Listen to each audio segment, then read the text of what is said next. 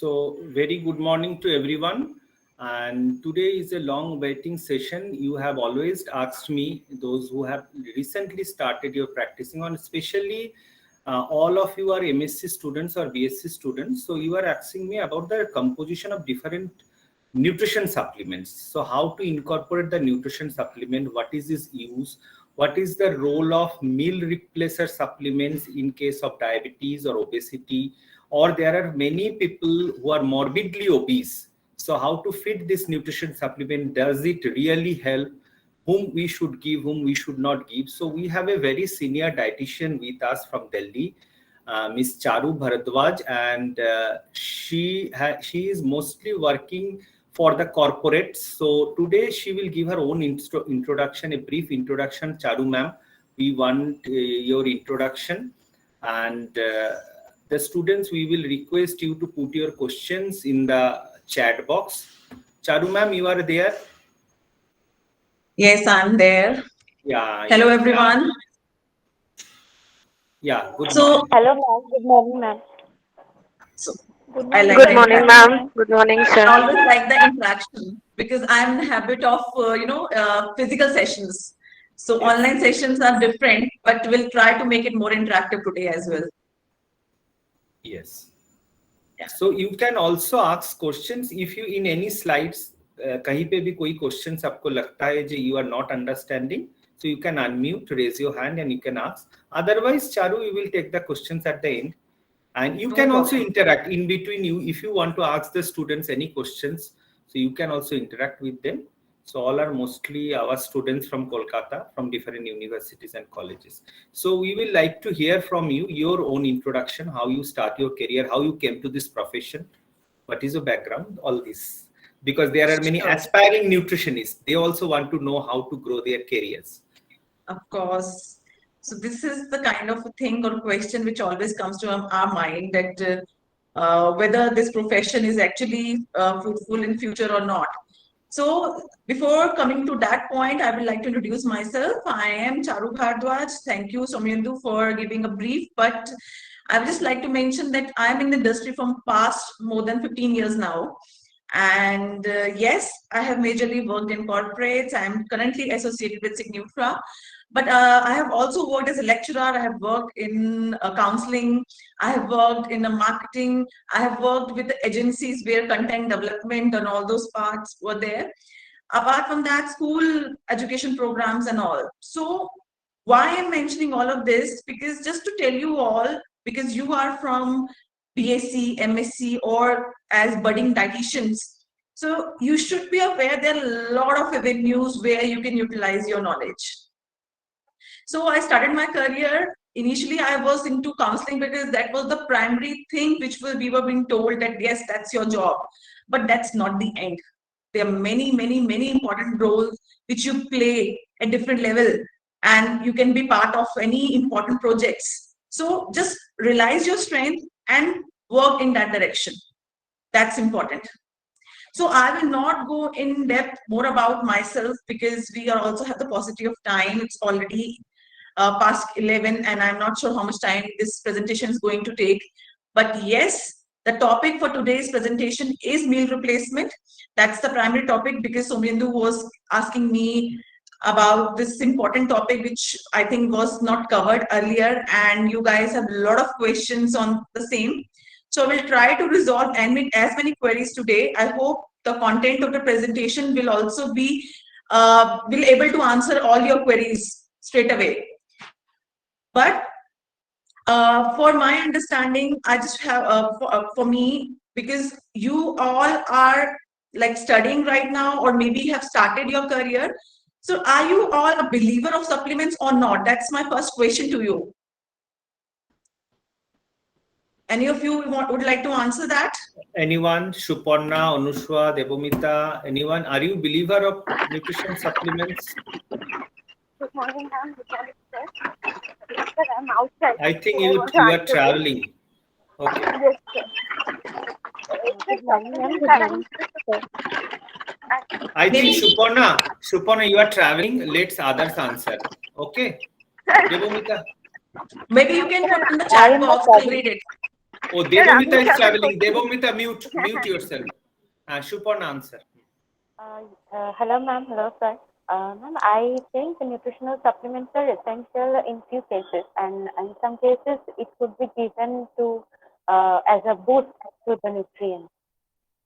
And in some Okay. critical cases, it is necessary to calculate the proper energy and out, like in ICU, so where it is the matter of tube feeding, the hygiene also matters. So supplements are very essential in our life. So in critical cases or in the IC patient or medically ill patient, you think supplements are required. Well, good. Otherwise, any general patient also or a general customer also require the supplements. Do you think that? Any of you? Yes, ma'am. Yes, ma'am. In diabetes management and obesity management, in both Mhm. cases, supplements are working very well and good Okay. results there. Okay. So again, my question to everyone, this was about the supplement.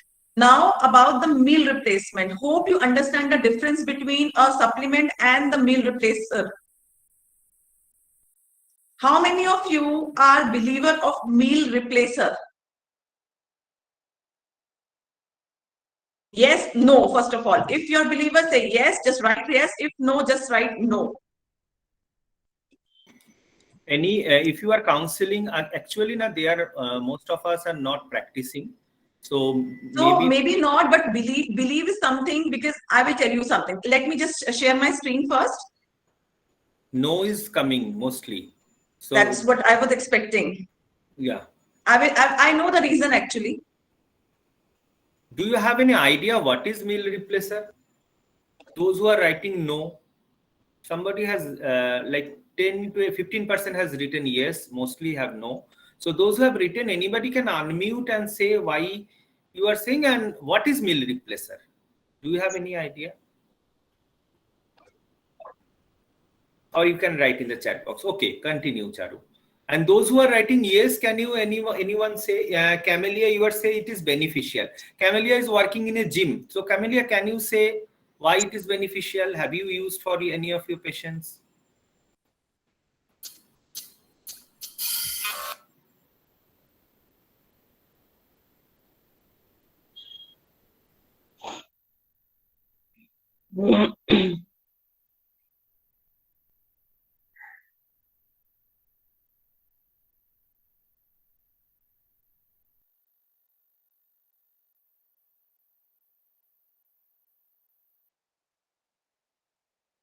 Screen, it's not coming. Share your enter screen. I am entire screen.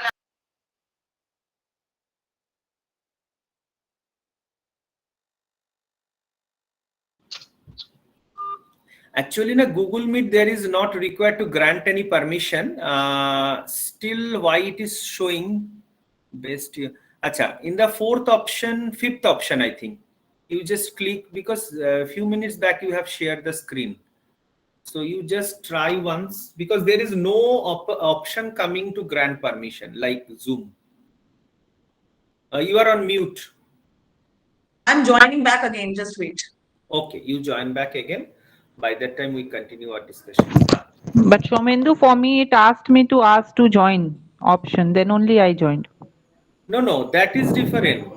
I am saying Hmm. she wants to share the screen. Oh, okay.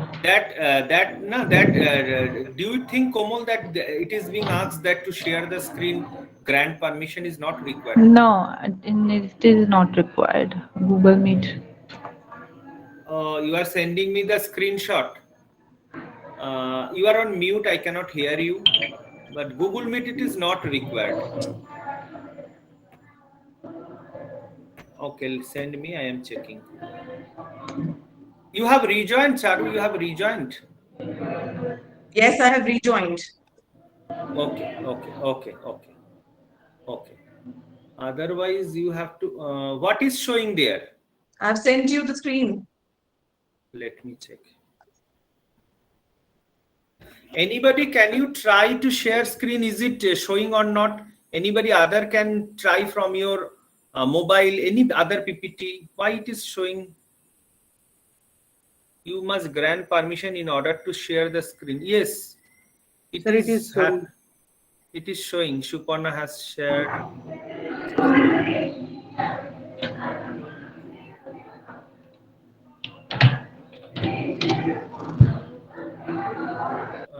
Few minutes back, she has shared the screen, but I don't know what is why it is happening right now. Let her join again. Anybody can share. Otherwise, now you have to send me the PPT. I have to run the PPT. It is happening. Super. Again, you are on mute. Yes, she has sent me a screenshot. Which yes. Now it is perfect. Charu madam, you have to unmute yourself. You have to unmute yourself. Yeah. Hope it's visible now. Visible, audible, both. Yeah. Okay, perfect. Okay, so coming back to my question.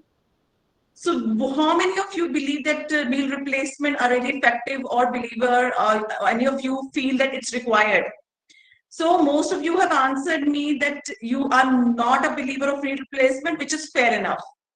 The reason being, I will tell you, during my academic years, during my post timing, even we were primarily being told these meal replacement. Voice is not clear. Sorry? No, you are outside, maybe, Promiti, that's why it is clear. Voice is clear. Am I audible to you? You are audible. Yes, you are audible. Yes, you're audible. Continue. Okay. So this is the kind of a question which always in a debate, because during the academic years, we are being told that meal replacement should not be the primary goal. The primary goal for a dietitian is nutrition or food or through the natural ingredients, basically. That's what we are being told, that what we imbibe during our academic years. But in today's lifestyle, in today's time, the things have really changed. It's not same now. So we have also seen that with the kind of lifestyle, the kind of food we are eating, the quality we are getting, and the way we are leading our life, it's very different from what our parents or our teachers and all the old age people have been through. So this is quite different from what had happened. So why, when the scenario has changed, when we have no time, we are struggling for everything. So why not the food intake or the nutrition requirements may be changing? But still, I'm not giving you answer for any of this, but I'm just saying we need to have an understanding. Post this presentation, you should be able to decide whether it's required or not, or in what cases it is required. That's also can be the thing. So let's just begin. Before starting with the meal replacement effectiveness or supplementation, let's just talk about in general about the obesity, its prevalence, how it's impacting the causes, and then we'll come on the real topic. So just to create a background, let's start with the scenario of obesity worldwide. You all know that obesity is rising, and 39% of adults are overweight and 13% of people are obese, right? So the scenario has completely changed from 10 years back. And if we talk about in India, almost 135 million people are affected by obesity. So it's on a higher side again. And you would not believe that it's not just an urban area, but rural area are also impacted to a certain extent. But yes, numbers are higher in urban areas. Reason would be lifestyle for sure. Apart from this, because of this obesity, we are also coming across a lot of lifestyle related issues. So obesity is bringing cardiovascular disease, diabetes, and all these things are accompanied by this obesity thing. And another issue which we are observing is most of the females are falling in this category more than men. So, and female body has tendency of fat deposition higher. So we need to consider this factor also. Now, why this is happening? What are the main factors that are impacting the obesity? One could be geographical factor, because yes, we have seen in rural areas the obesity numbers are less. In urban area, it's more. So geography definitely plays a role. The lifestyle in urban areas, the lifestyle is very different from what people are doing in rural areas because they are more maybe physically active. But in urban areas, we are more into sedentary lifestyle. Third is dietary pattern. With the availability of a lot of new foods, novel foods, cuisines, different part of world cuisine are available nowadays, readily available. So our dietary pattern has also shifted. So these are the three major things which you might be knowing, but just to give you a background, I have put it here. Now, just to understand the obesity, we all know when a person or female, which is above 25% of the body fat, and men and 35% in female is considered to be obese. But do you think this obesity or this overweight is communicable disease?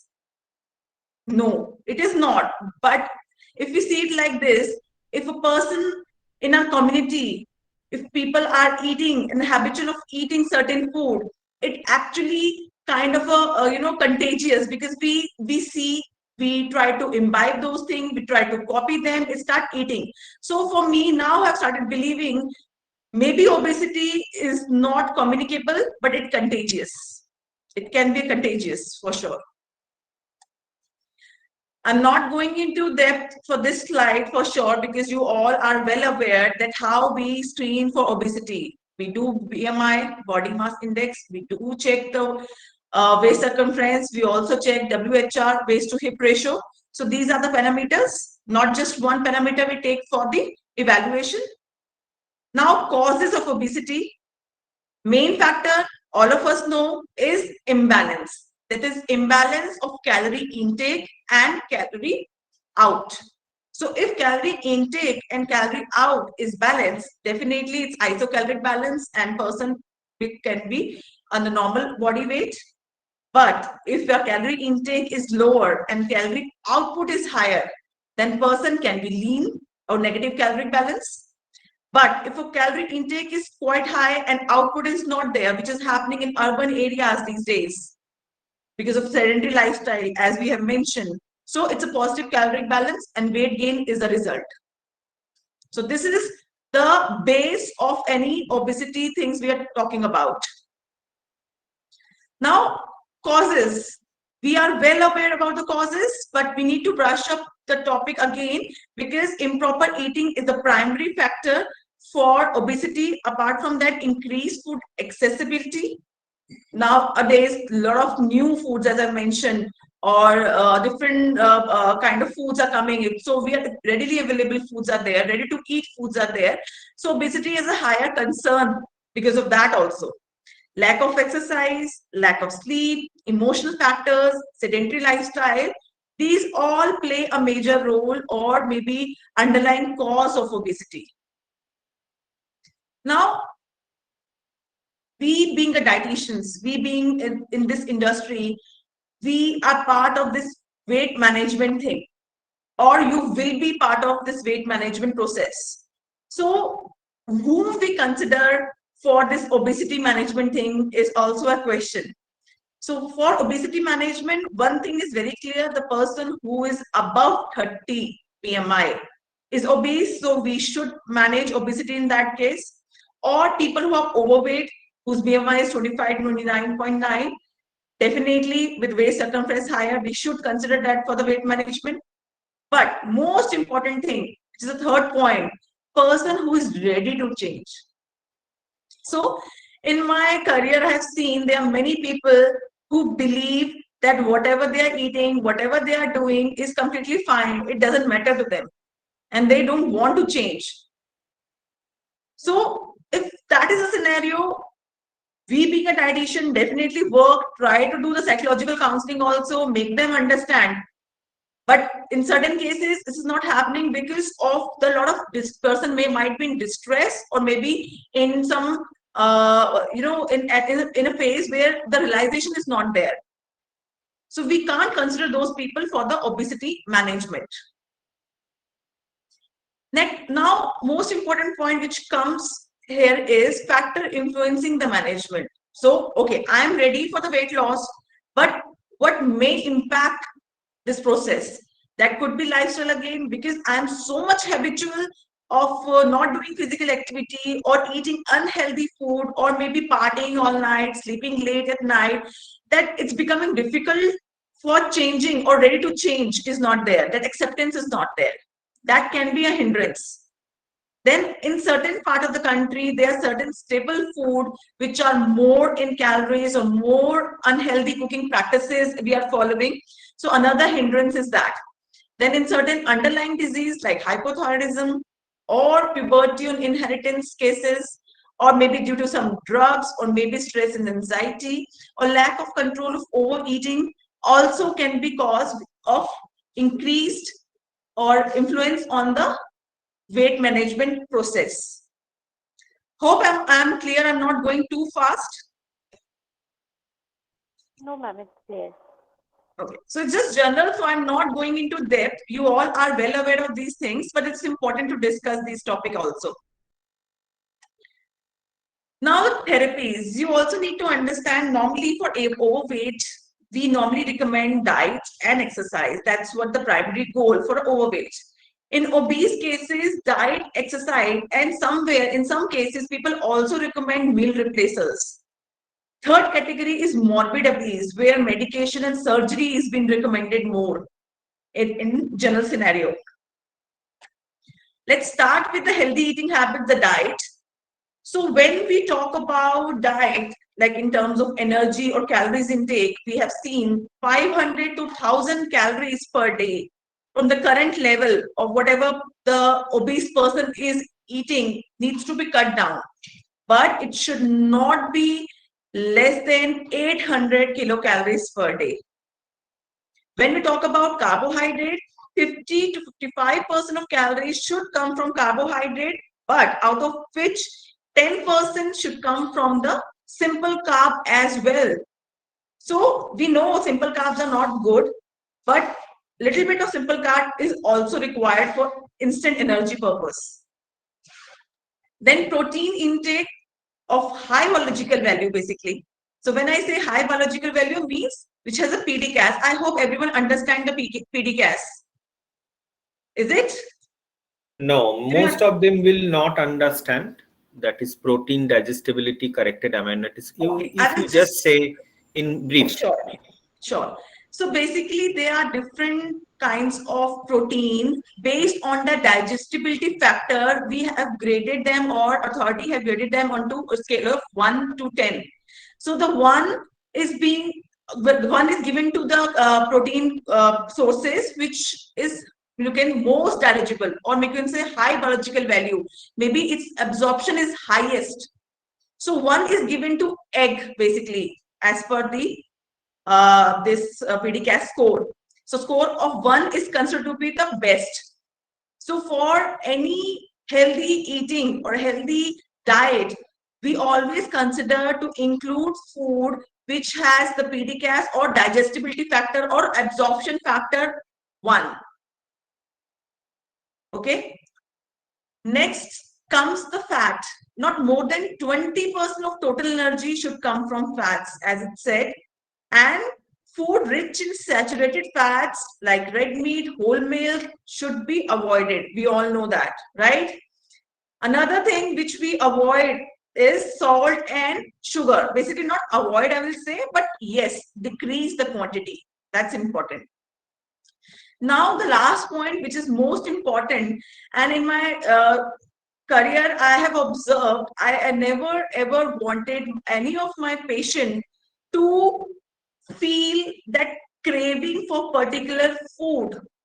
I always believe completely stopping a person from not having something never gives you result, because your mind plays a role here where you're forced to eat things or the things which are not which is you've been asked not to have, right? So best is to control the portion size, the quantity of the meal. If we can control here again, mind game is important here, because we have to train our mind for this.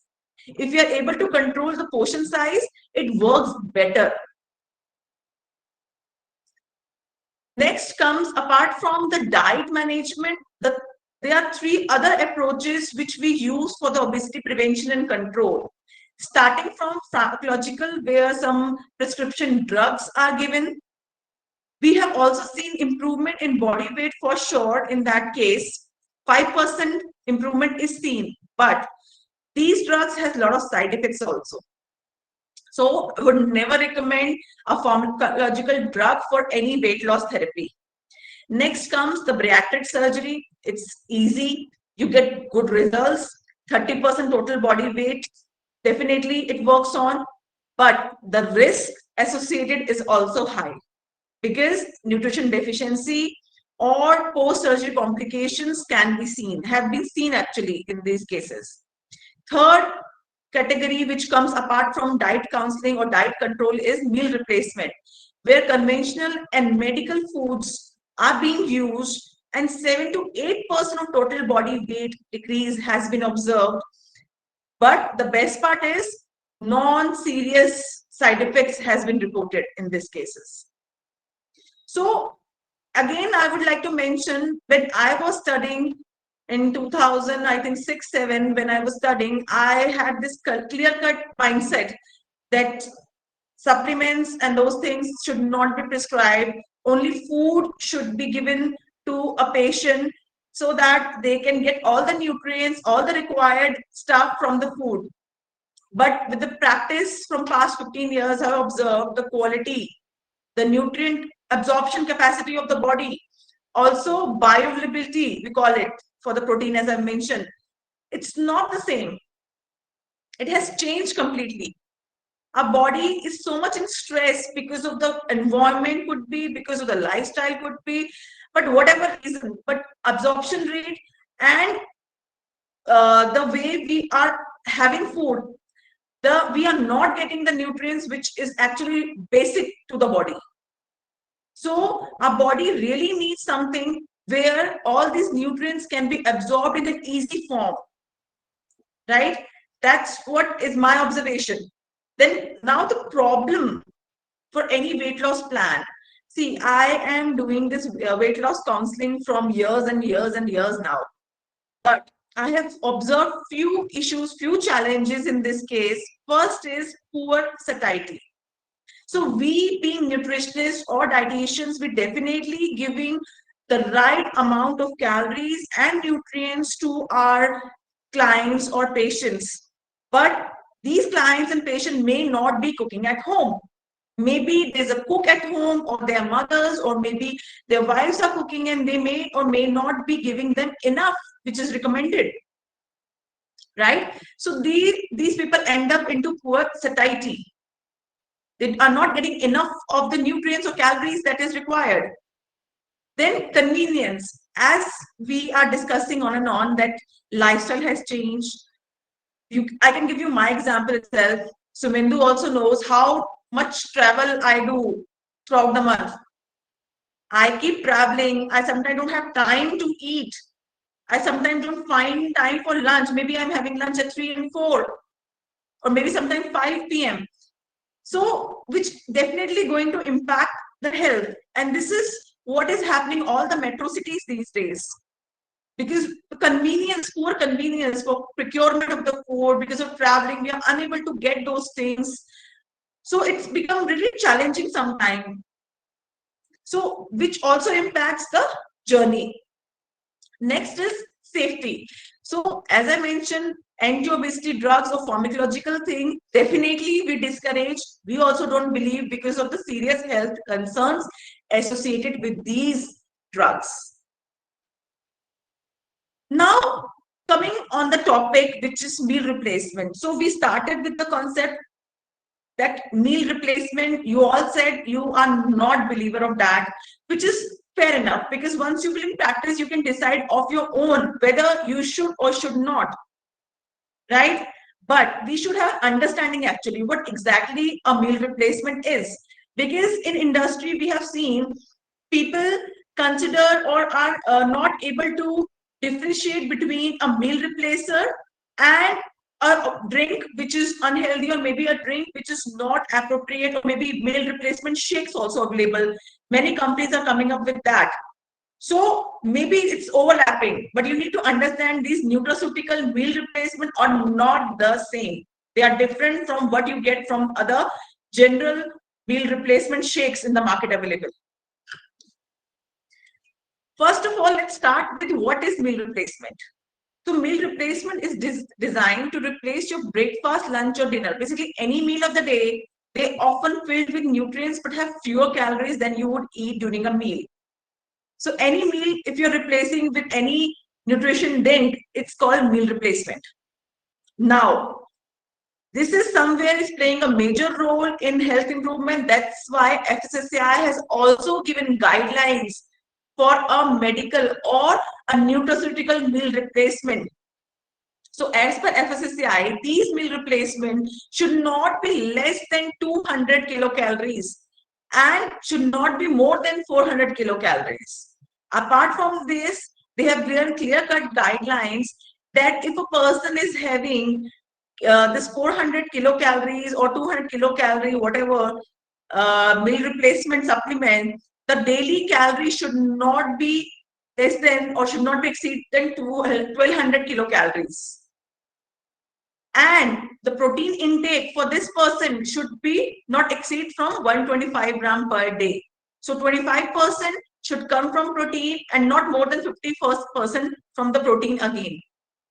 So there's a clear-cut guidelines from FSSAI because they also believe somewhere these meal replacement or supplements are also important in our daily life. They plays a major role. Now coming back on the score, the digestibility score, which we were talking about. So even FSSAI says the PDCAS-1 is important for these supplements. The supplement which is giving the PDCAS of 1 can be considered for the meal replacement. If it's not 1, it's less than 1, then we have to bring it to 1 somehow with the diet accompanying with it, maybe. Also, the fiber content is also important as per the FSSAI guidelines. Now, who should select the meal replacement? People who find it challenging to find healthy food around, or people who are unable to control the portion size definitely should consider for the meal replacement therapy. Then there are two types of meal replacement. One is complete meal replacement, the other is partial meal replacement. Before going into this, I just want to have that understanding. Any of you have any questions so far?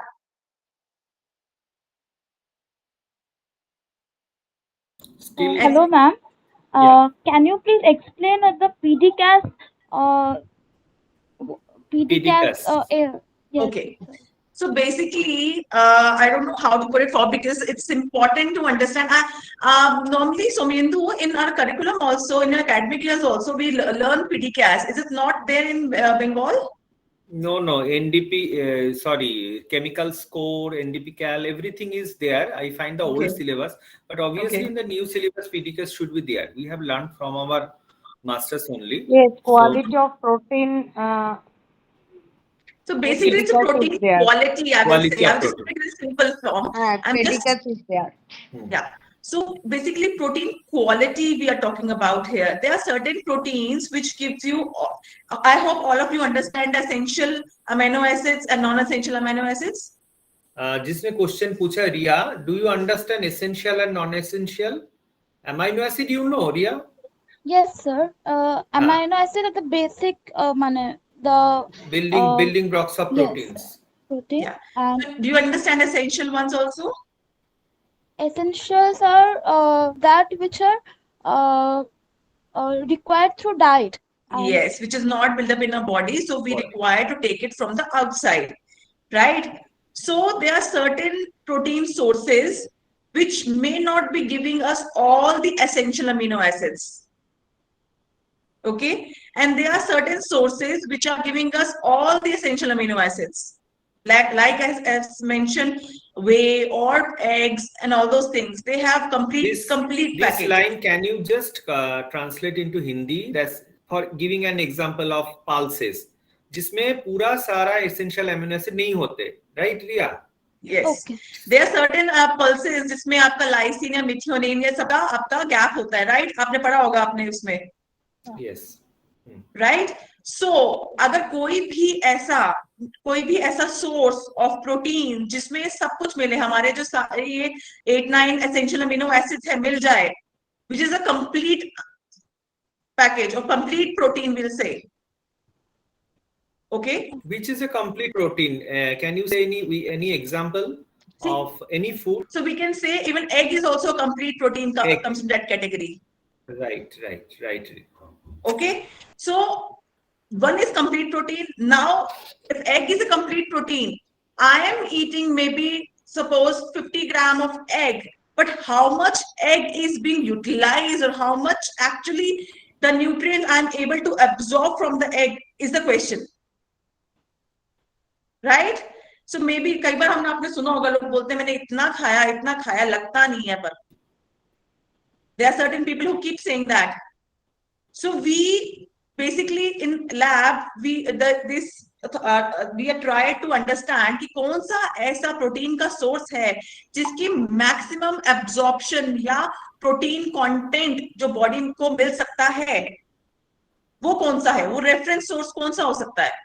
जो वो test किया गया, they found their certain proteins like egg और whey protein, soya protein, जिनका पीडीकेएस जो है 1 होता है, बिकॉज इनका एक तो अमीनो एसिड्स प्रोफाइल कंप्लीट है, प्लस इनकी एब्जॉर्प्शन और digestibility in the body highest है.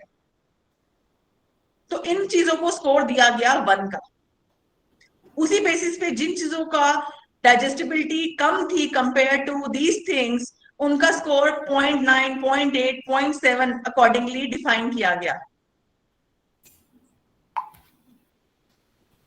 राइट? एम आई अंडरस्टैंडेबल नाउ? Yes, ma'am. तो जिन चीजों का स्कोर 1 आया उसको हमने बोला पीडीकेएस 1, इसकी डाइजेस्टिबिलिटी हाईएस्ट है बॉडी में. जिसका 0.9 आया तो दैट मींस पीडीकेएस 0.9 है, इसकी डाइजेस्टिबिलिटी या इसका जो अब्जॉर्प्शन है वो थोड़ा कम है compare to egg. Am I clear now? Yes, I think Yes, it is ma'am. very clear. Yes, ma'am. 1 means it is 100%, it is absorbable. 0.9 means 90% it is absorbing. So 0.7, 0.6 is then 50, 60%, 70% it is absorbing. So in this way, these are categorized. Okay. So high biological, we consider the case in milk protein, we consider soya protein, and we consider egg albumin, egg protein. So these are all the high biological value protein. So we hope it is very clear to you now. Yes, you can continue, Charu. Okay. Coming back on types of meal replacement, so they are also categorized into 2 categories. One is complete meal replacement, the other is partial meal replacement. So when I say complete meal replacement, where one meal is completely replaced with these particular drink, this nutraceutical drink is replaced. Okay, it can be lunch or dinner. So these meal replacer have protein, dietary fibers, vitamin and minerals. It's a complete package. In partial meal replacement, we just control the portion size of the meal. Maybe lunch का quantity कम कर दिया या dinner का quantity कम कर दिया, साथ में आपका ये जो भी मिल्क ड्रिंक है ये ले लिया जिसमें आपकी कैलोरीज कम है, राइट, और बाकी न्यूट्रिएंट्स सारे हैं. So that is considered to be partial meal replacement. Now, complete meal replacement normally we consider in cases where weight loss is required, and partial meal replacement for maintenance of that weight. जब किसी person का maybe 20 kgs weight loss was required, when that person did 20 kgs, after that we can put them into partial meal replacement category where they can have half of the meal and half of the drink. Now, micro and macro composition of common meal replacer. So normally in market there are many meal replacer available, but as per the guidelines, like FSSAI guidelines also, we have seen these are the major categories of major features which a meal replacer should have. So basically, a meal replacement supplement should be giving you energy from 180 to 400 kilocalories. The protein coming from these sources should be 17 to 33 grams. Not more than 30% of total energy should come from the fat, and vitamin and mineral should be more than 25% of nutrient value also, reference value also. So this is the category, this is the right meal replacement category basically. If any nutrition drink which is not falling into these parameters should not be considered. Those are not healthy then, I will say. Now, how do these meal replacement work? A meal replacement supplement are high in protein, so they fill you up. So अगर हम लोग कोई protein rich food लेते हैं, so you all know after having any protein rich food, like we are having any non-veg, if you are having any paneer or soya things, these are protein rich sources. So we feel full for longer duration of time, right? And it also doesn't impact the muscle mass. Same ways, if the person whose lifestyle is such that is unable to eat that much because of the limited time, maybe because of the traveling, maybe because of the any ailment, maybe. So in that cases, if you are giving any meal replacement, it should have good amount of protein which can fill him up and helps in weight loss along with not impacting the muscle mass of the person. So some meal replacement supplements are pre-made. You get them in a single serving bottles, other come in a powder form. Now again the question is, what meal replacement, what I should consider, and what are the exactly requirements? So again, that will come when we understand the metabolic benefits of the meal replacement. If we don't understand the benefits, there's no point of going and selecting any meal replacer, because you will not understand which one is right, because there are many gimmick, very things, unhealthy things, unhealthy meal replacer also available in the market, which may not be giving or sufficing the nutrition requirement of the body.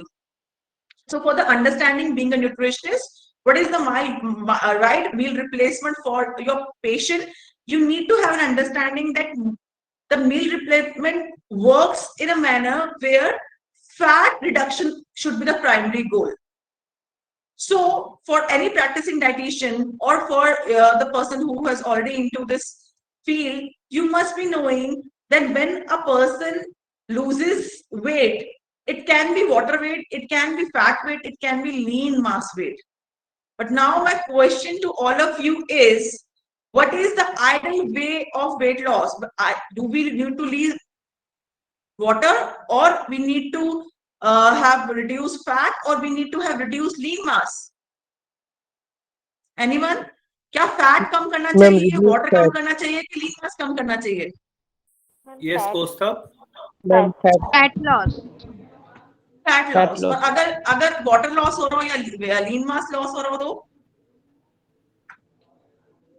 अगर lean mass loss हो रहा है, then what will be the consequence? That means muscle breakdown. Take one by one, please. Yeah, Mahfuza, yes, said.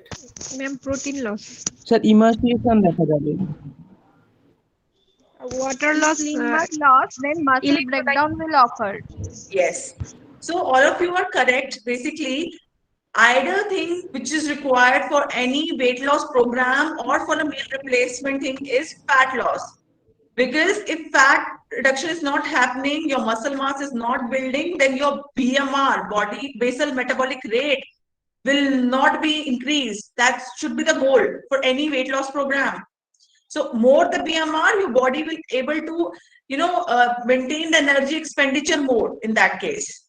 And for water retention we don't want, but maintenance of normal water in the body is important.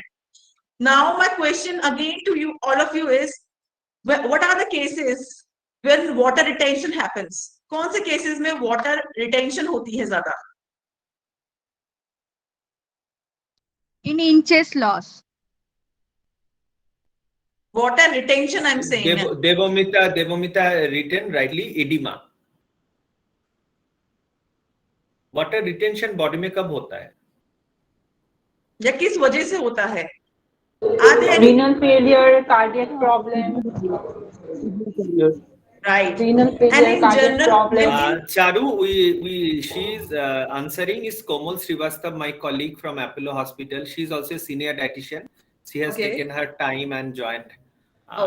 So yes, welcome Komal. What you are saying, cardiac problem? cardiac problems and renal problems. Sometimes when you have this pulmonary edema also, that time also there's sometimes fluid overload edema on the extremities of the body. So in that time, there is water retention in the body. Yes. Basically, main price. Thanks for sharing with the whole group, because that's also a very important factor. And if I again reframe my question, if in a healthy person, what can be the case of water retention?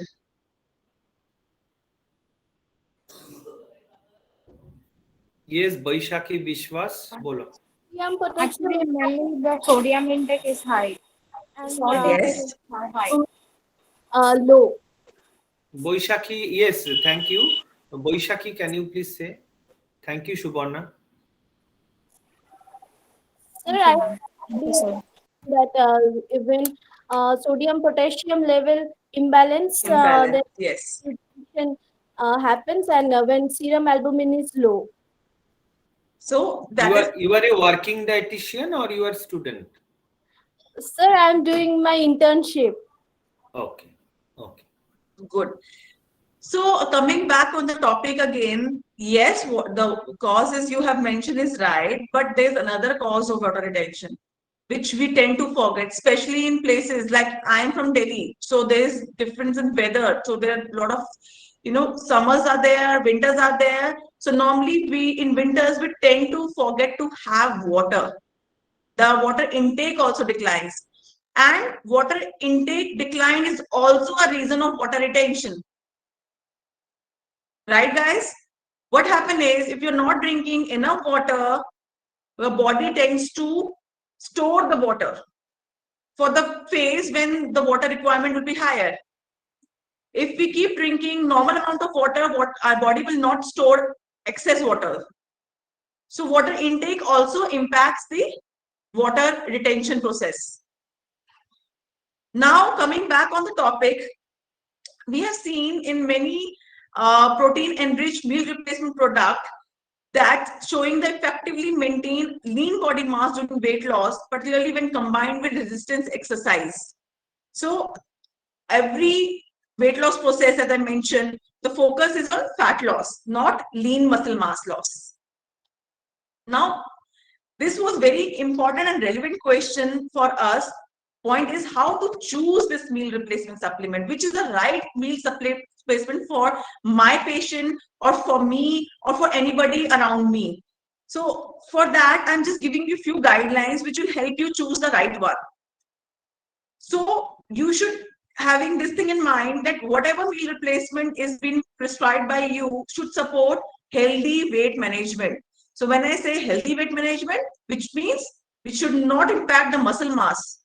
It should only work on the fat loss. And this meal replacer should be rich in dietary fiber and protein. It should not be over protein. It should not be less protein. It should have right amount of protein required. This protein supplement should not have any sugar, added sugar. Glycemic index also needs to be considered. High glycemic index meal replacers are also available in the market, so that should not be given. These meal replacers should provide other key nutrients. Any meal replacer who's not providing the vitamins and minerals should not be considered. So 50% of RDA of vitamin and mineral should come from these meal replacers. Then only you should consider that. These products should be cholesterol free, trans fat free, and gluten free also, because you don't know how it's going to impact to the patient. So all these are very important points while picking any of the meal replacement if required by your patient. Next, coming back on the quality of the meal replacement, as I was talking about, first and most important point is the protein intake, because you all know protein plays a major role in fat loss or fat management or obesity management, right? So when I say high protein, that means good quality protein in a right quantity, because protein is responsible to provide satiety, means you eat enough, you don't indulge in high calorie food. Once you eat protein, you feel full for longer duration. It also preserves lean body mass. We have discussed already that increases your muscle mass and increases energy expenditure also. So any one of you can answer me why protein increases the energy expenditure? Do you understand how protein impacts the energy expenditure of the body? किसी के पास है इसका answer? Any of the student? Because ये भी आप पढ़ रहे होंगे अभी.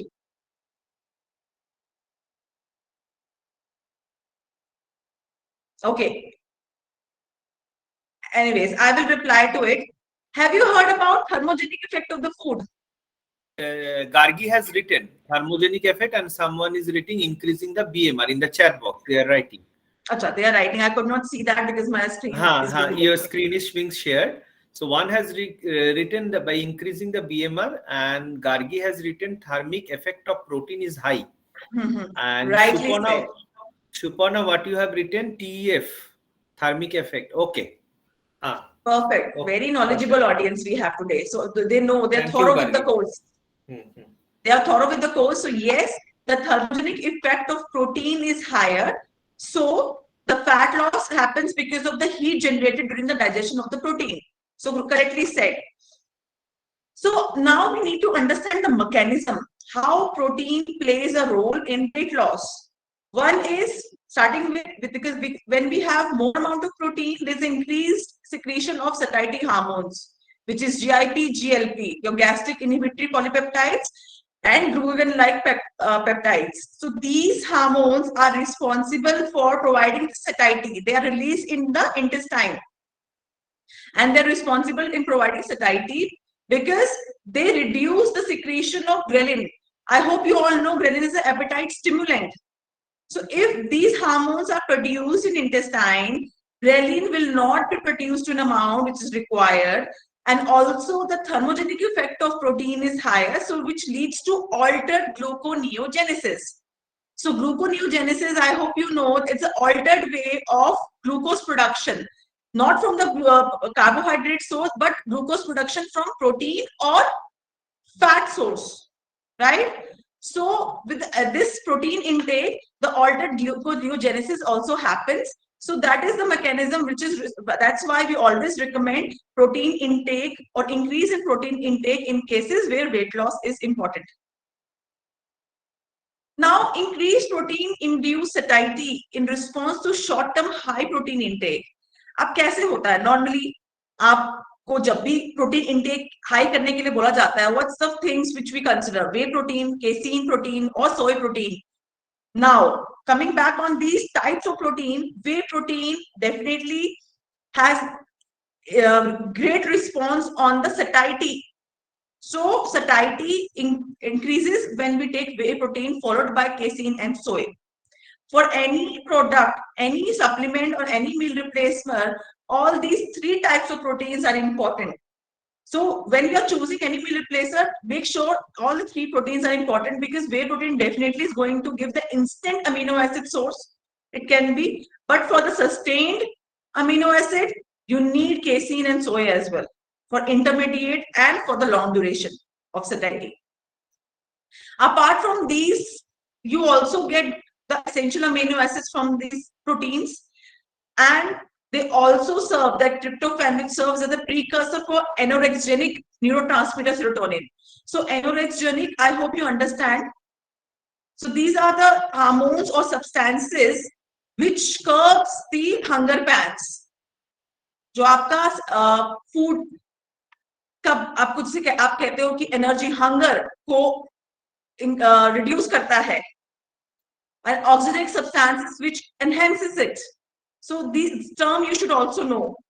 So energy expenditure because of protein intake, energy expenditure आपने अभी बोला because of thermogenic effect it increases, and also I have mentioned these are energenic hormones. So आपका satiety increase होता है after taking protein in the diet. Now again, we have observed, you have already answered this question to me, that protein has highest thermogenic effect compared to fat and carbohydrate. So if you see 15 to 30% is thermogenic effect comes from protein, 5 to 10 from carbohydrate sources, and 0 to 3 from fat sources, right? So protein intake is important for any weight loss program. Next important ingredient or important factor we should consider for any weight loss program, for any weight loss supplement is the fiber. Because fiber prolongs satiety. We know that fiber increases the bulk and we feel full, and definitely that makes us eat less. It also suppresses calorie intake because we are feeling full, we don't want to eat more. It inhibits fat absorption.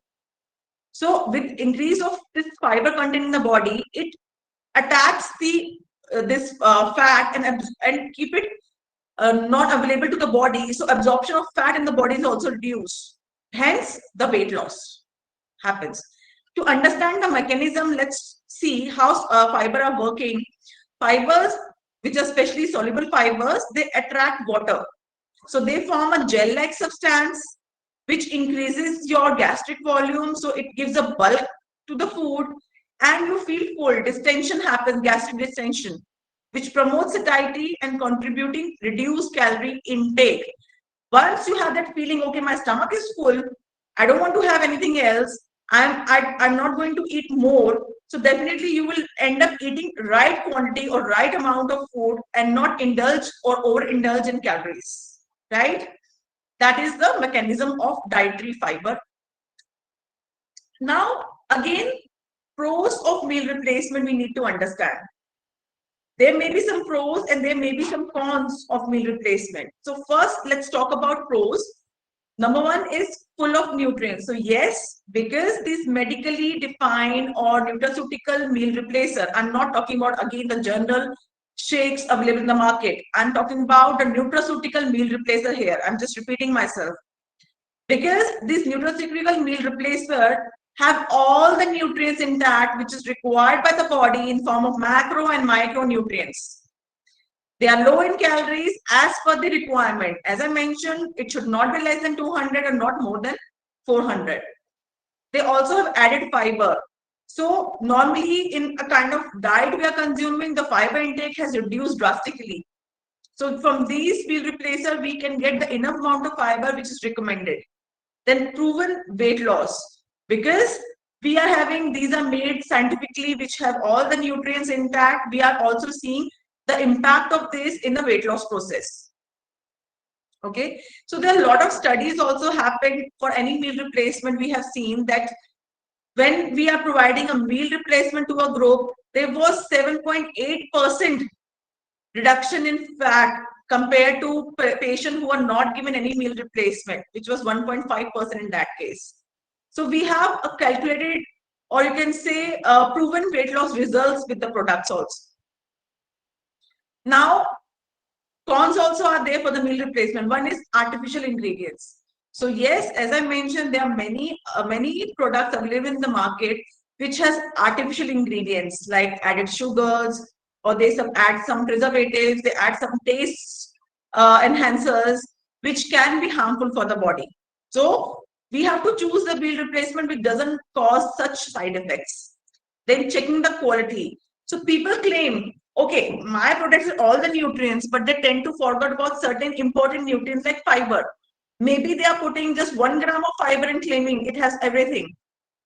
And we know 3 gram of fiber in a meal is minimum required in particular meal replacer, also in a particular meal also. Sorry.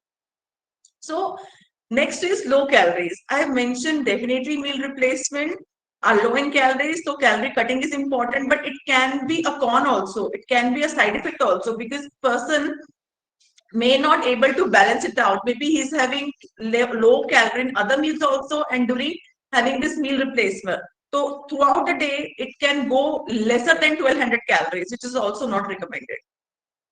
So a nutritionist intervention is important in this case.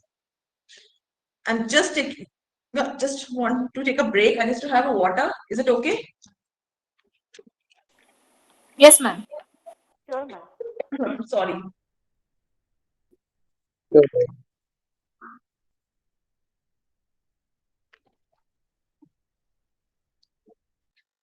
Sorry, guys. Yeah.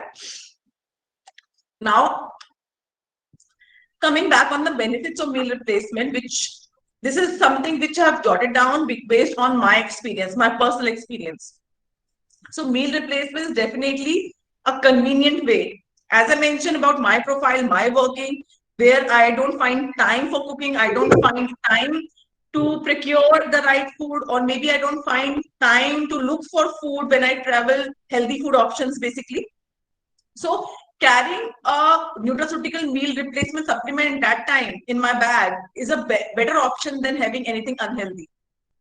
Second is quick results. Again, sometimes people who, especially like in our industry, we have seen people who have some overweight and they have to undergo knee surgery. So doctor gives them time for 3 or 4 months that you have to do it. You have to lose 20 kgs, which is not recommended actually. But if a person is losing, having right amount of protein, carbs, fat, micronutrients, then it's okay. So these meal replacer gives you result in such cases. Then it saves time because we need not to go everywhere to procure that. It's cost effective because the kind of medical treatments, the kind of other things or medicines we are spending, it's coming out lesser compared to the other things. And also it reduces the sugar craving because these meal replacer are giving you healthy form of sugar intake that you don't end up or indulge yourself in other sugar cravings because these are tasty, these are giving you good quality nutrient. Apart from that, right quantity and quality of the sugar intake, right source basically. Now, understanding the difference between a meal replacement, a medically or scientifically or nutraceutical meal replacement, and the protein shakes normally available in the market, you have to understand the difference. So while these protein powders or protein shakes you found in market, these supplements you call it, they may be good balance of macro or micronutrients, but they should also have in consideration that these nutrients should be enough in quantity, right? Bioavailability I have talked about, the PDKs I was talking about is important to consider here. Also, the vitamin and mineral, as I mentioned, 50% of vitamin and mineral RDA has to become from these meal replacer if they are scientifically made, right? Another thing we have seen in any protein shakes, we have to include certain fruits or some other vegetables to make it complete. But our nutraceutical meal replacer has everything intact, all the nutrients, everything, all the nourishment in one pack.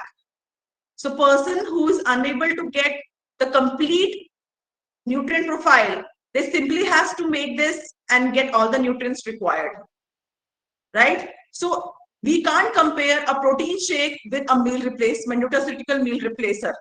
There's a difference between both, but the market and people have less understanding. So that's the reason the nutraceutical replacement are not getting that weightage or advantage or understanding among the people. Now, other ingredients also I would like to share who are those are important for any weight loss process, starting from polydextrose. So all of you know about polydextrose. What is polydextrose?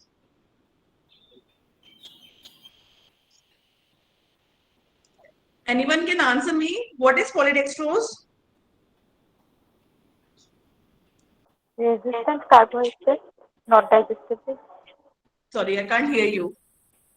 Ma'am, resistant carbohydrates which are not digested and Yes. further it is used by the microbiome in our gut. Perfect. So, rightly said, it's resistant carbohydrate.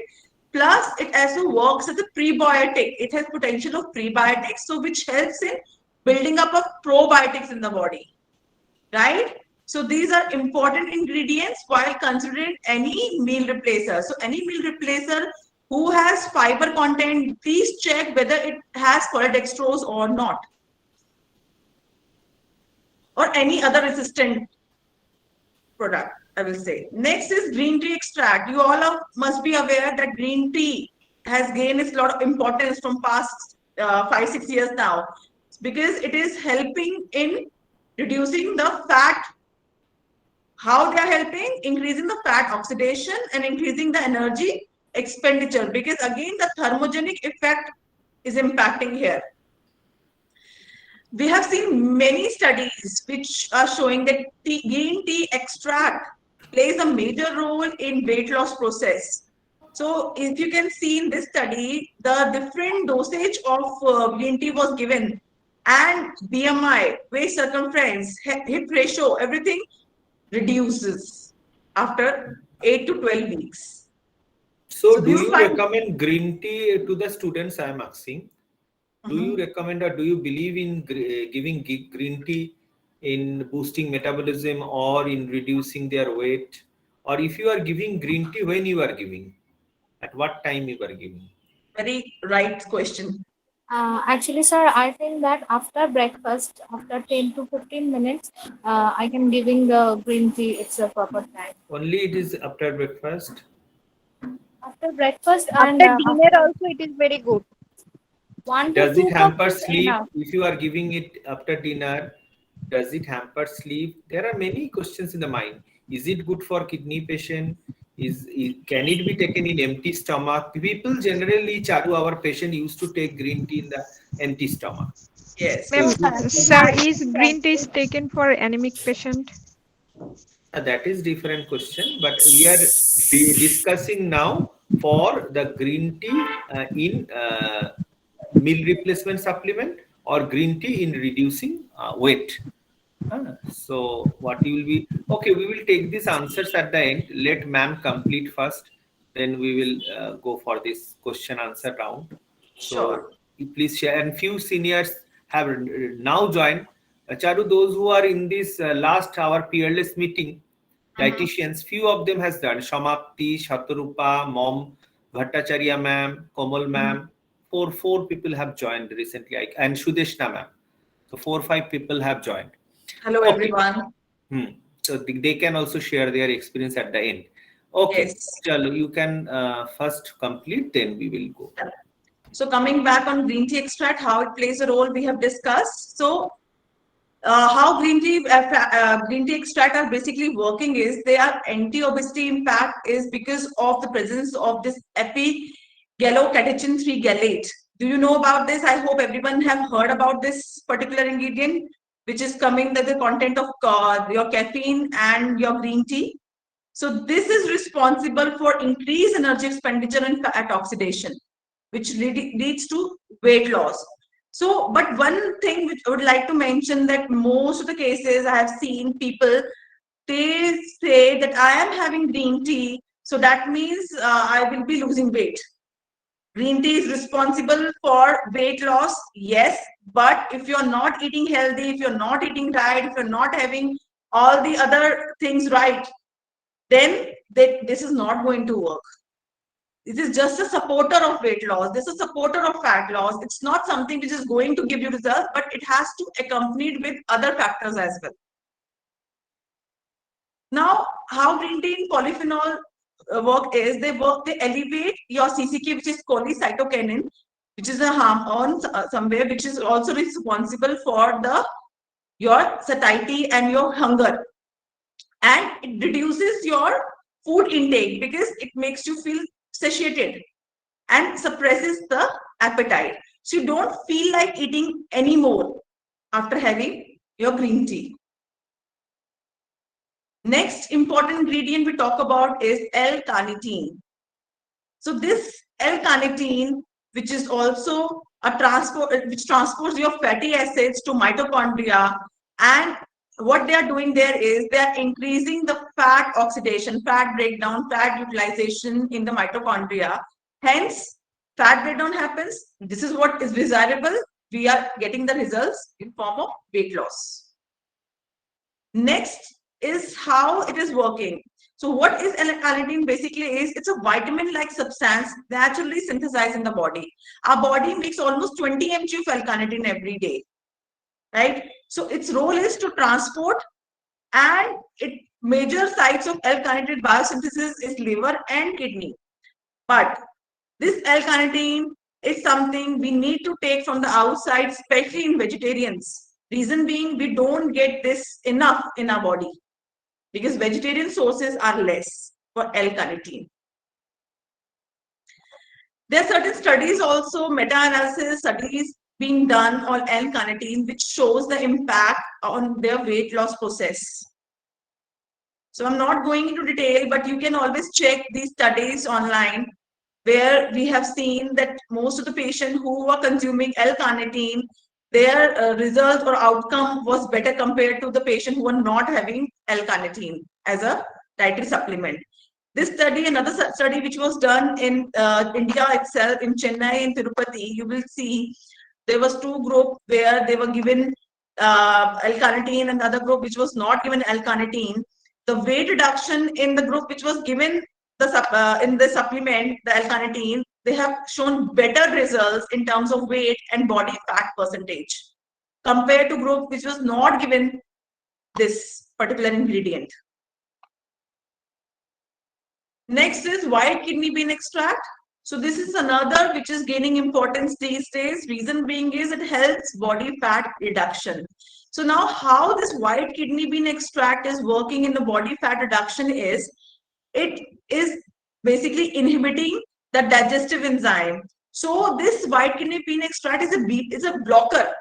It's a starch blocker. So whenever we eat any glucose or starch rich food, and also we having something which contains this white kidney bean, they will not let this starch, this carbs absorb in the intestine, because it blocks the absorption of this carb.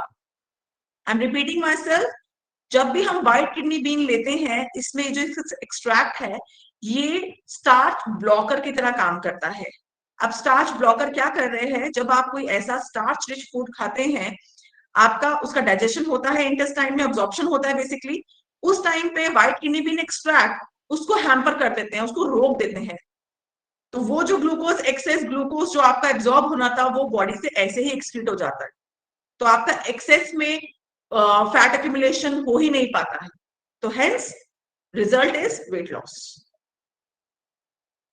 So this is another study which happened on the white kidney bean extract. So as I mentioned, it's a blocking carbohydrate absorption in the body.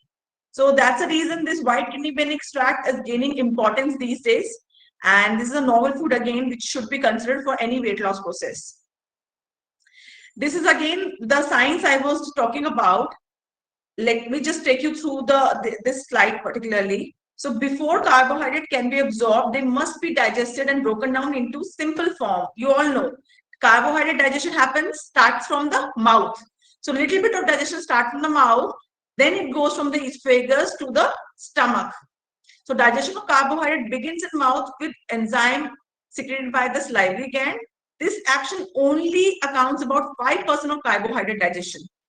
The primary site of carbohydrate digestion is the small intestine, and this is where primary carbohydrate digestion enzymes, alpha amylase, is secreted, right? So next, where it will be digested is intestine. So white kidney bean extract works here. They blocks the absorption or digestion of these carbohydrates which we have taken in our food. They are not digested and excreted as it is from the body. So no extra calories is been absorbed in the body because of the high carbohydrate intake. Right? Hope I'm clear. Another study you can see here where they have checked the importance of white kidney bean extract, which we have considered for this particular presentation, is this study by J. Udani and also Leonardo Celino, which you can check later online. So just to summarize the whole process, whole concept which we have discussed today, we know that obesity is a major concern overall world, especially in India these days. So what I personally believe is medical nutritional therapy is important for the management of obesity, and also even a modest weight loss process can give you improvement in the lipid or your blood glucose or blood pressure improvements can be seen. So ideal therapy for any weight loss process could be a lifestyle modification. Lifestyle modification where we are giving things which suits the person's lifestyle in terms of their working life, professional life, and also their personal life. Because we have discussed throughout the presentation that our lifestyle has definitely changed. Our way of working has definitely changed. Our food has changed. Our taste buds have changed. But yes, retuning of everything wherever it's possible is important. And wherever it's not possible, especially as I mentioned in professional life, we can't control that. We don't have a choice. So at least we can provide a solution or substitute in those cases so that person or individual can get enough nutrients in their body through these supplements or meal replacer. That's all from my side. That's the summation.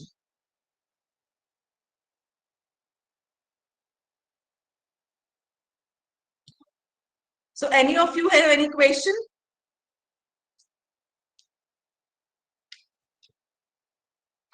So should we move to the Q&A session? Sure.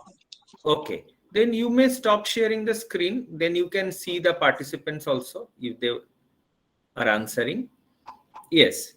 So if it is possible, those who are senior dietitians, and if you can a little bit share your experience if you are using meal replacement supplements, so you can That share would be your wonderful, experience. yes.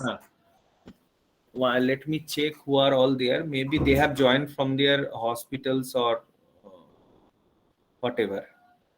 Acha, anybody? Gargi Chakraborty?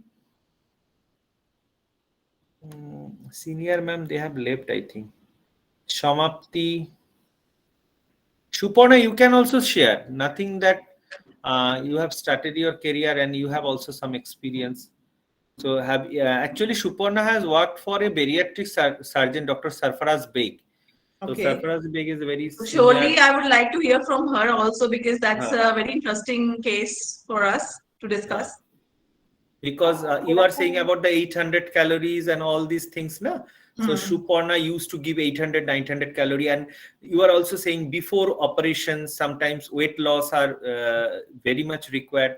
So for that, Shupona, can you share your experience? Have you used, Sure, sir. without I'll saying be the glad to name share. of that brand, you can just say about that meal replacer. Yes, sir. Good afternoon, ma'am. Good afternoon, sir. Yes, actually, in some cases where extremely obese patients like BMI above 40, above 45, I have also faced.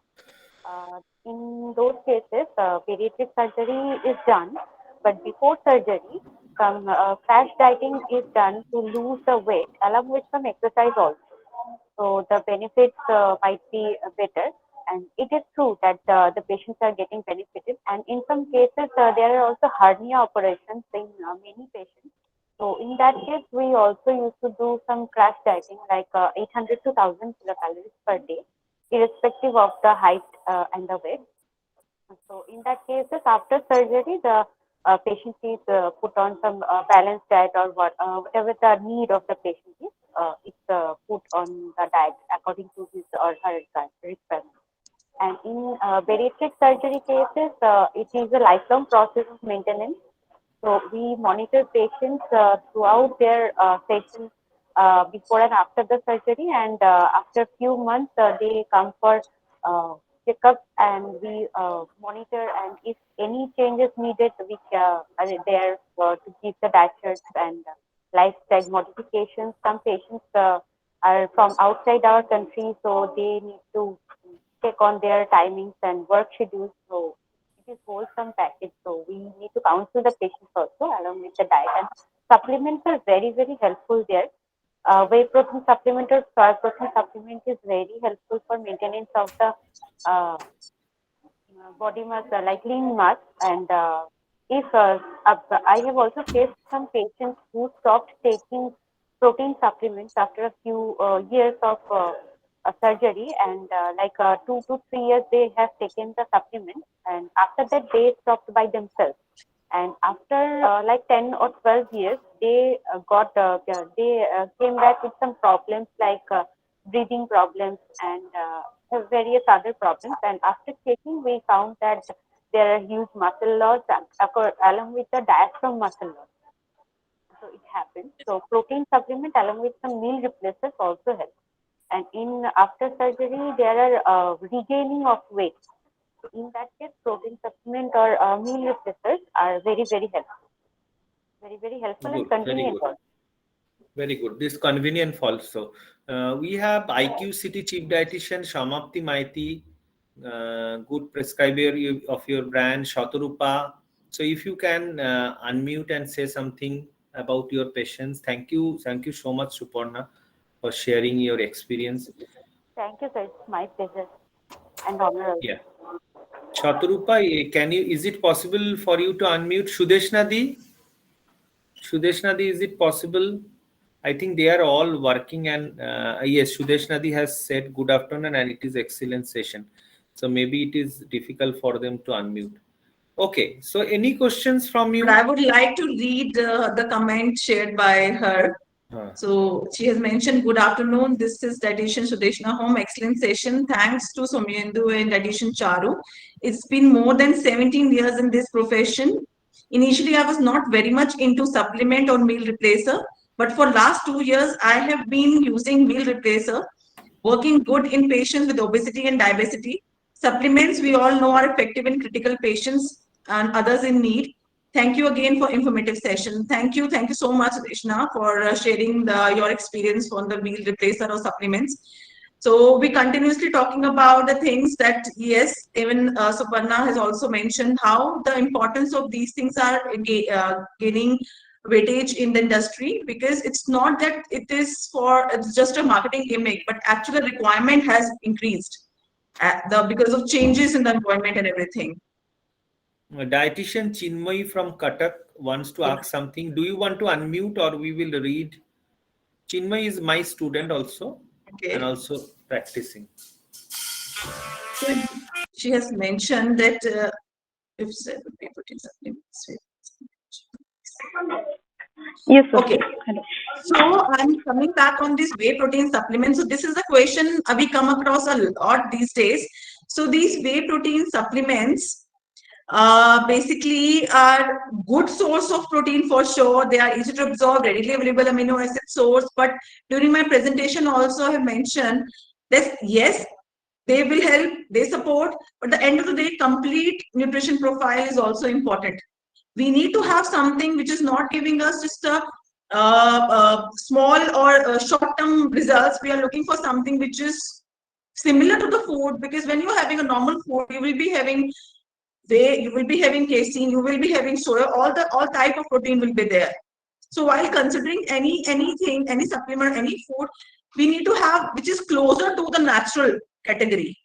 So for me, whey protein is good, but if you make it complete with other sources of protein like whey, casein, and soya, which is a complete package, then it will be better because it's closer to a natural food as well.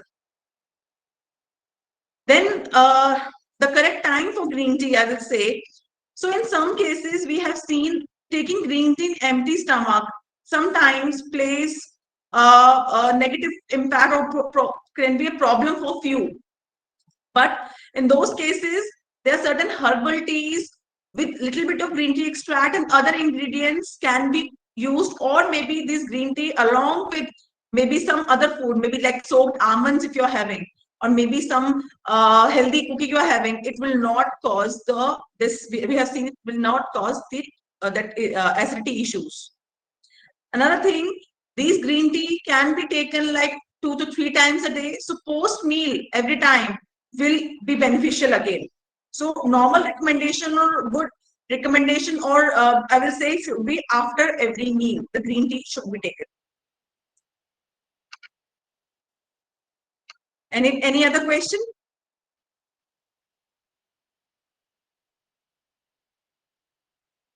I think Somyendu, everybody is through with their questions. Yes. Ma'am, one more question. Continue the interaction. In case of iron deficiency anemia, how many times in a day we can give green tea to the patient? So yes, in iron deficiency cases, sometimes we have seen certain studies are saying that it's impacting the absorption work, but there's substantial data that is not available. So in those cases, just not to take any chance, instead of giving 3 times, we recommend 1 or 2 times. Okay, ma'am. Thank you. But in no substantial data so far we have got for that. So, but yes, still it's not completely no, but yes, we can reduce the quantity maybe. Okay. So, Any other question? Yeah, I am back. So if you have any other question, otherwise in 5 minutes or 4 minutes, we will close the session. But it was, I would say, it is an excellent session. And Charu madam has covered each and everything regarding obesity. She has also incorporated something which read in our books, that is biochemistry also. So we came to know each and everything. There is a good brush up for us. And if you have any queries, you can send me through WhatsApp. I can send Charu madam all the questions through mail or WhatsApp. And in her convenient time, she can also answer your questions. Those who will start your practicing or those who are already practicing, so they can get support from Charu ma'am. Okay. Anytime. And whosoever wants to meet me when I'm coming next to Kolkata, will love to meet you all. Very good, very good, very good. You just tell me the dates. See, one thing is very clear. I keep telling everyone, in fact, Somendu also knows that I am somebody who is so much attached to my fraternity, my dietitian group, that I really want them to come above what they're doing currently. Because we don't want to be somebody who has done some courses, short-term courses, has become dietitian. We are somebody who has done 5 years of, hard work. So we have to stand out, we have to work in that direction, and we have to prove somewhere ourselves and our strength. And I really want all the companies, all the people to come and realize this potential of all the dietitians, nutritionists across. That will come if you present yourself in such a way. That's very important. There is one more question from Papia. How can we reverse diabetes with the help of diet except medicine? So I think she's asking about in particularly in diet. So it's all the diabetes modification diet, we say. When we have to increase the protein intake, we have to also increase the fiber intake, which is similar to somewhere weight loss process. So if you have observed, the weight loss recommendation and diabetes recommendation are similar. They're overlapping. So most of the diabetes patient has to also undergo the kind of medical recommendation or nutrition recommendation we give for a weight loss patient. Yes, yes. Right. So in few cases, we can see diabetes is being reversed also. In my own patients, I have checked.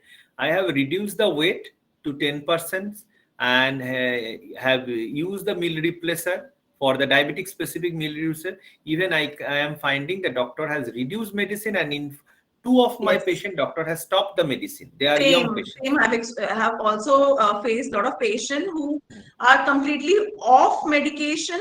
If they actually controlling or their food, and they have changed their lifestyle. I would say they have changed their lifestyle. Yeah. Even yesterday, one patient from Noida also said that he has reduced almost 10-11 kgs. So he's now very happy, and the cholesterol levels and fatty liver, the most important problem. Yesterday, Jagmeet ma'am was discussing about the NFLD, and it was very much true. With the help of weight reduction, we can get rid of these life-threatening diseases. So that is very true. No more question. Is there any side effects by taking whey protein? And he is asking about the gym, I think. Shobik. So Shobik, I think you are asking the perspective of gym, because people are unknowingly taking, Charu, many whey protein supplement, creatinine supplements, so that are not acceptable. So I have already answered this question, although that yes, these whey proteins are good, but if they are taken in a form which is similar to the food which is giving the complete protein sources, not just whey, but other protein sources, other milk sources, or you say, should also be part of your dietary pattern. See, फंडा is, please guys, एक चीज हमेशा ध्यान रखिए, जितनी भी चीजें आपको अपने normal food in categories like weight loss, in category like lifestyle change, जो भी चीजें, जो भी सप्लीमेंट्स आपको अपने नॉर्मल खाने के क्लोज नजर आए, वो कंसिडर की जा सकती हैं. जो बहुत ही एक्सट्रीम केसेस हैं, जहां पे एक्चुअली मेडिकल केसेस हैं या बहुत एक्सट्रीम केसेस हैं, वहां पे आप जा सकते हैं उन चीजों पे जो कि actually again extreme in terms of nutrition also. वो हम तब जाना चाहिए. बट नॉर्मल केसेस में जहां तक हो सके आपका जो भी क्लोज हो towards your the supplement which is closer to normal diet, because balance nutrition आपको दे रहा हो या requirement And particular. along with the diet, even we have some functional food which are already available at your homes or the kitchens. So we can also add whatever you have mentioned about the green tea. Others are there are different types of seeds that are omega-3 rich nuts. So we can incorporate these kind of things. We can have different type of spices like cinnamons, like fenugreeks. These also helps in great in reducing weight or not directly but support and reducing diabetes also. There is one more question from Bangladesh, Mr. Kaswar Ahmed. He has recently did our obesity course. So yes, Mr. Kaswar, what is your question? Assalamualaikum. Sir, I have ate the green tea supplements. The green tea is a good effect for weight loss management. I have so many patients. This green 2 times. They are the best for working for fat burning. And because I suggest this 2 things for this patient. One hello after meal 1 hour green tea intake, and second before workout pre-workout 90 minutes pre-workout is the best way to exercising for the increased fat oxidation rate during exercise when intake 90 minutes before pre-workout.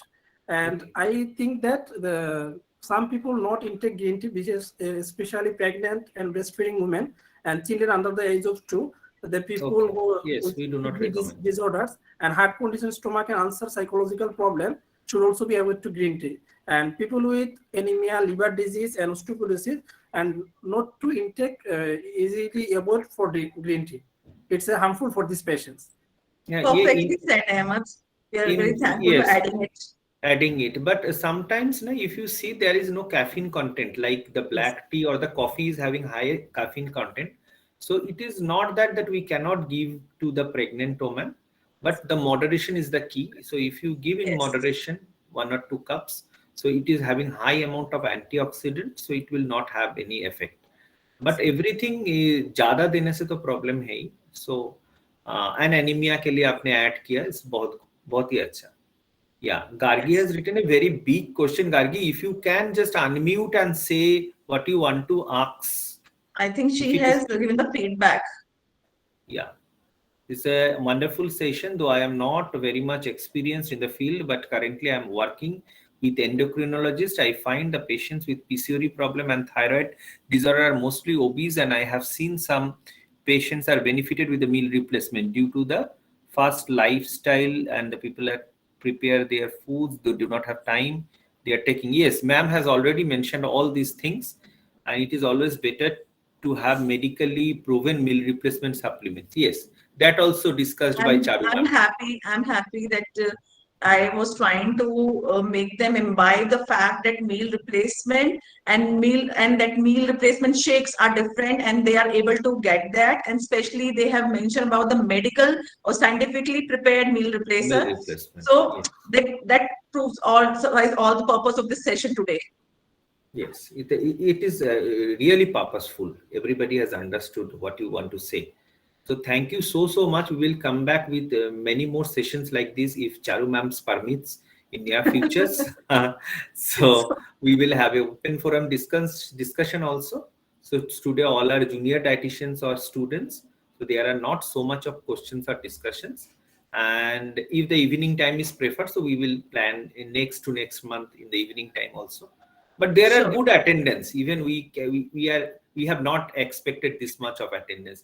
It reached 90, 93, and even 100. Now it is a little bit low. It is 50. It happens because normally when I prefer always a physical session than online sessions, because one of the reason is the concentration is not very great in the online sessions. That's common with everyone. Okay. Thank you. But it was a wonderful session. I'm really thankful to you for inviting me here. And let's see how we can make more sessions like this, Adit. Yes, because it is very important from being you are the leading nutritionist from a pharmaceutical company, but that is to spreading the nutrition knowledge is very much important for all of us. Yes, without the nutrition knowledge, as a dietitians also we need more nutrition knowledge regarding these supplements, our nutraceuticals or everything. So without knowledge, even we cannot teach our patients. We cannot Of talk. course. Even sometimes we find the patients are Google bugs and they are more knowledgeable than us. They knows everything. So we need to be very much confident when we are giving some supplements. We need to have that much of confidence. The studies and whatever Gargi has mentioned, it's very true that the difference, what you have said, the over-the-counter people are trying to Yes. buy, Yes. going to the medical shops or going to Spencer, Big Bazaar, they are picking up some nutrition supplements. They are using it unknowingly. The content of the sugar content or the types of protein blend, they do not know about that. So that are Right. very important. Okay. Per- Thank you Perfectly. so much. Thank you. Thanks a lot. So we are closing the session here. Bye bye, everyone. Bye.